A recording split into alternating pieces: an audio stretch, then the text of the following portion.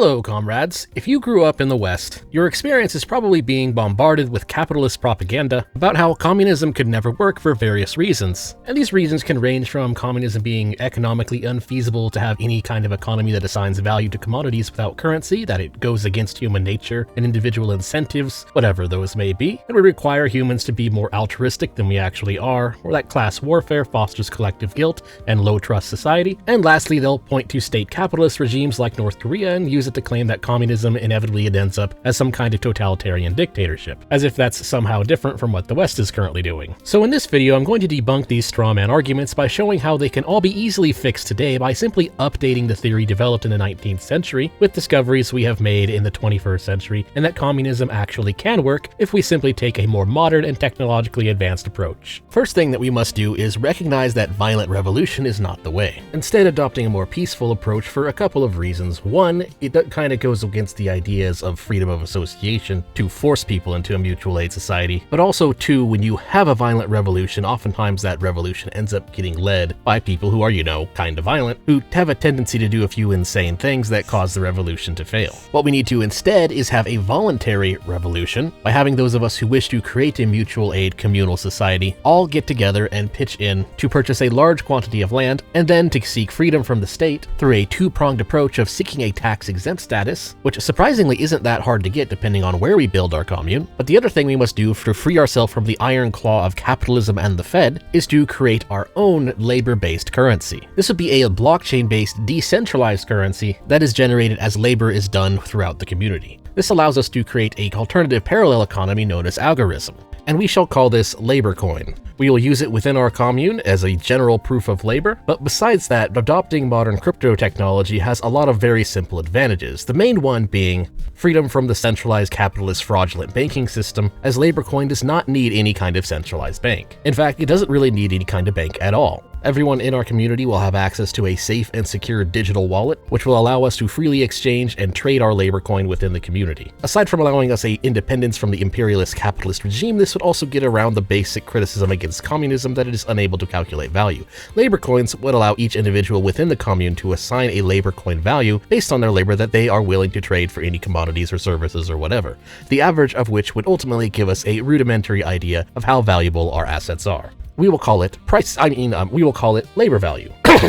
Anyways, this ensures the act of exchanging Laborcoin is always a mutually beneficial one, thus also getting around the common criticism that communism goes against human incentives. Since trade with Laborcoin is always a positive-sum game, it does not contradict individual incentives. This allows us to peacefully separate our community from the state, as opposed to needing to rage against the machine. Then for building our community itself, in order to ensure that everybody shares in the fruits of our labor, and to help each other out, everybody who enrolls into becoming part of this community also agrees to enroll in a mutual aid benefit network. This ensures a portion of the Laborcoins are always set aside for those in need. This is effectively just doubling down on our algorithm strategy, but also applying it to communal welfare. It'll work very similar to communal societies of the past, which had their own intra-welfare benefits network that also operated independently of the state. And as an added bonus, doesn't come with the problems of incentivizing fraud that statist systems tend to cause. It also helps us build a sense of cultural identity and community that incentivizes strong social cohesion. Because with our welfare network, the nice thing about it is that it is essentially voluntary, because you have to pitch into it and agree to be a part of it in order to have access to one of our plots of land. And so it's a simple way of ensuring that everyone who joins us is indeed a true comrade. Also, in order to ensure equal access and opportunity, all plots of land in our society would start with 1 acre. This is plenty of land to give people the freedom to do pretty much whatever they need, being it creating a shop, growing food and living off the land, and just enjoying each other's company. Slightly larger plots, such as 4 or even 10 acre, will be available for people who will provide things that we will need, or just general additional necessities. These will be things such as schools, daycares, hospitals,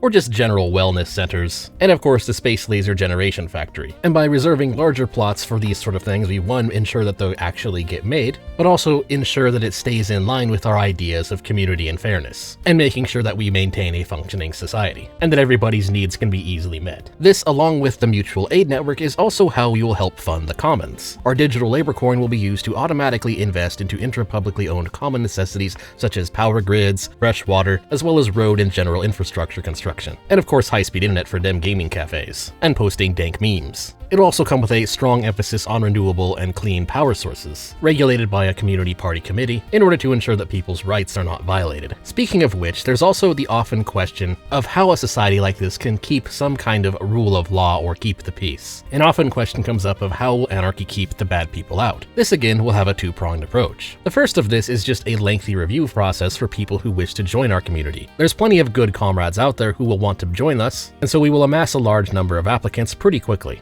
And so aside from just the obvious requirement I mentioned earlier of everyone needing to join that mutual aid benefit network, this also lets us screen for bad actors by having everybody agree to not harm anybody else within the community as a part of the communal pact for moving in. And because everybody agrees to it, that means that we have a very simple, straightforward, justified form of punishment for bad actors who do manage to still sneak through the application process and harm those within the community, which is simply banishment. And so any capitalist who tries to destroy us from within, we simply remove them and point to the contract that they signed when moving in if they complain about it. And in the unfortunate event that happens, they will be provided a free helicopter ride out of the commune. But of course, preferably, and to maintain a peaceful society, we want to avoid such unfortunate partings from happening anyways in the first place. And so another part of the application process for our commune will include a basic literacy and reasoning test to ensure that all of our comrades are at least mentally capable enough to understand what harm is and why harming others ultimately harms themselves. As we build a society of reasonable and educated, pro-science-minded folk,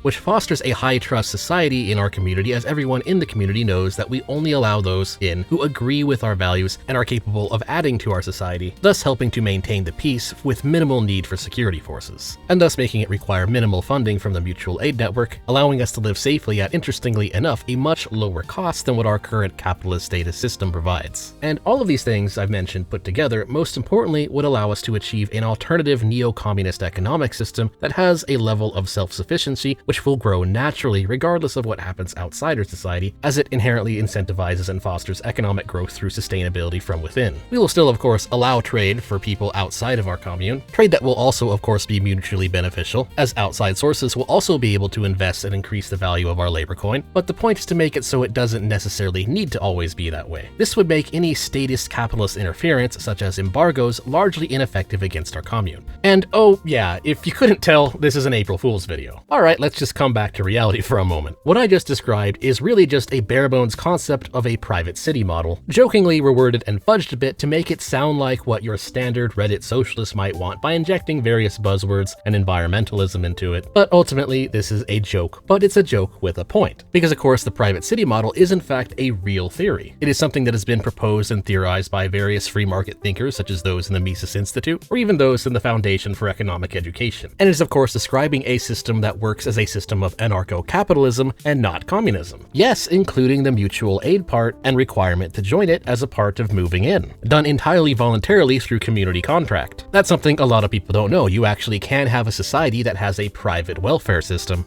and it actually works quite well. And it is indeed significantly less prone to fraud than state welfare systems. And that's what I mean when I say that this April Fool's joke comes with a point, which is that if socialists would just swallow their pride and accept the problems with socialism, they would realize that a lot of libertarian philosophy fixes those problems. Most of the theory that communism and socialism is based on comes from various theory written in the 1800s and early 1900s. And the problems with their theory was largely exposed and refuted by Ludwig von Mises in 1940 in the book Human Action. But the thing is, they didn't just refute socialist ideas, but it also showed how a lot of the good parts that attract people to socialism, such as a sense of community and mutual aid, and building a safe society on the back of human freedom, can actually be achieved by free market voluntary forces, rather than the command economy that communism ultimately produces. And so hopefully this video made a few of you laugh, but also hopefully on this day of April Fools and dank memes, I hope some of you learned something from it. So that is all. Thanks for watching. Please like, share, comment, and subscribe. And if you like my content, you can support me on Ko-Fi, Subscribestar, or by buying some merch, or just becoming a member of the channel or Subscribestar. But for now, that is all. Till next time.